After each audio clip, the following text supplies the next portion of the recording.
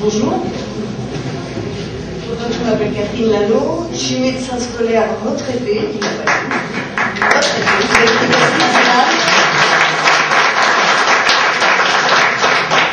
et je suis étudiante à la fac d'histoire et archéo de Tours.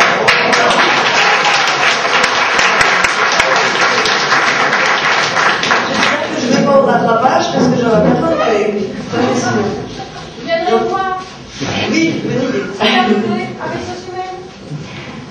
Et moi je suis toute nouvelle, j'ai jamais été ni encartée, ni même syndiquée, parce que j'ai toujours voulu être libre de ce que je voulais dire et que personne ne me dicte ce que j'avais à penser.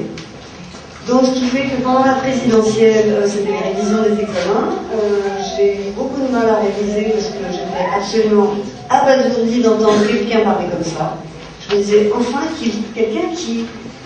Oui, la politique, ça doit être ça, la France, ça doit être ça. Ça m'est apparu comme une évidence.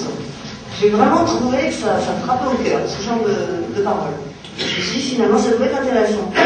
Et donc, je me suis dit, je vais préadhérer au modèle. Voilà. J'ai donc signé en ligne, comme vous tous, je suppose.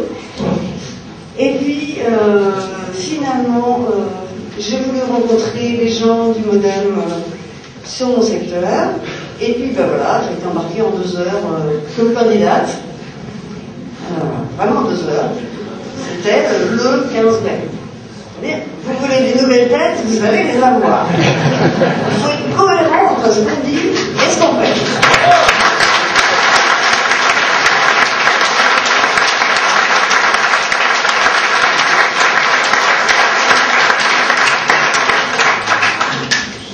Donc je me lance dans la bataille avec une innocence désolée.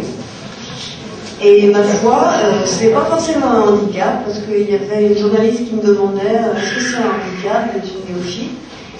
Et moi je me demande si c'est pas plutôt une chance.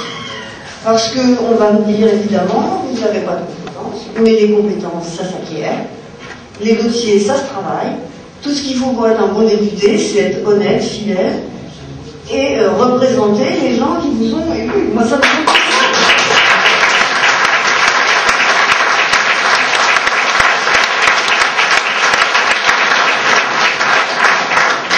J'aime bien parce que je vois des regards amusés, c'est-à-dire de se dire « Ah, la pauvre, c'est pas ce qui l'attend. » C'est pas grave, c'est pas grave. Justement, moi je trouve que la France, ça vaut le coup qu'on se batte pour elle. Et ces valeurs que François Bayrou défend, je trouve que c'est vraiment au coin du bon sens. Et c'est vraiment ça, ce qui fait notre République.